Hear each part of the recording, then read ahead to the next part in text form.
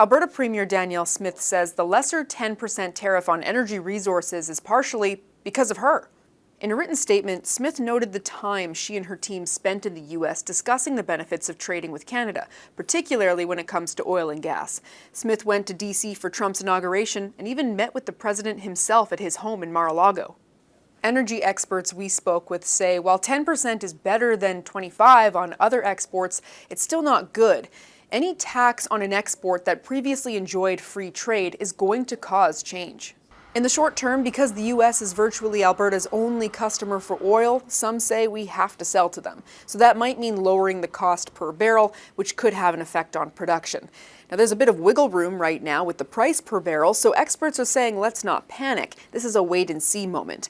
What's really worrying some is what happens to the price of American oil coming into Canada. Although we are the fourth largest producer in the world, we are actually importers in central Canada and also somewhat in the lower mainland of BC. So the last thing we want to do is get into some sort of tit-for-tat escalation because it will ultimately just boomerang back at us.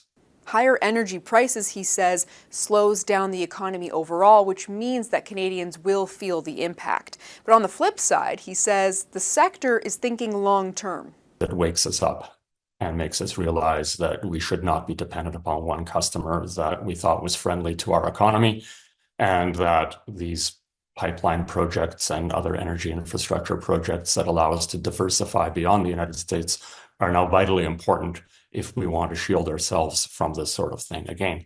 It's a message Alberta Premier Danielle Smith noted in her response, too. Smith said she wants a national effort to fast-track building oil and gas pipelines across Canada and doesn't want to see what she calls constant federal interference and imposition of anti-resource development laws.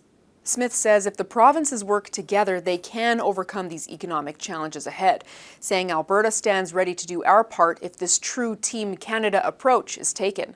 Sam Sampson, CBC News, Edmonton.